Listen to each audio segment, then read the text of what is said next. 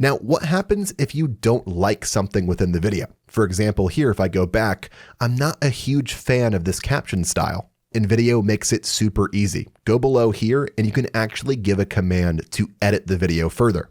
To edit the caption style here, I'll simply type make 3 words appear on screen at once and have the active word highlighted in yellow.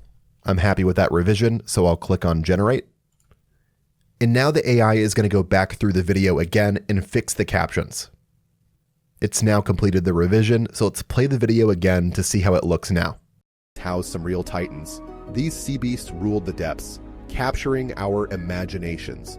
As you can see, it perfectly executed the revision I gave it. This feature allows you to work with the AI to really dial in your video and make quick revisions. But if you want more manual control over the content within your video, click on the edit button seen here.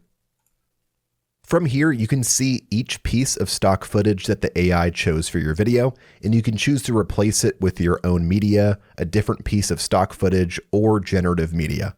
And if you want to change out the media that the AI chose for your video, it's super easy. Once you have one selected here, click on stock media, and you'll have an entire stock footage library to choose from. I like this piece of stock footage here, so I'll click on replace, and you'll see above that it's changed out right here. I'm happy with this, so I'll click on apply. And now that piece of stock footage has been successfully changed out. From here, you can also change out your music by clicking on the music tab here. Here you can choose to change out the music with your own uploaded music, and they also have additional stock music for you to choose from as well. Next, if we click on script here at the top, we can actually alter our video script. And the coolest thing about this, in my opinion, is if you highlight a word and you change it out, it doesn't only change the script, it actually changes the narration as well. So if you're unhappy with how the AI worded something in your video, you can quickly change it out here. And finally, let's check out the settings tab.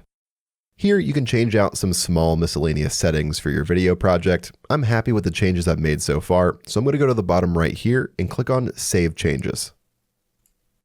And if you want to export your project to a timeline similar to a software like Adobe Premiere Pro, you can do that as well. Click on the download button here and then click on Export Project to Timeline. And now we have our AI generated video in a timeline editor. To expand the timeline, let's go down here and drag it up to the top to make it bigger. And now we can see each part of our video as a layer. We have our voiceover, our music, our stock footage, and our captions.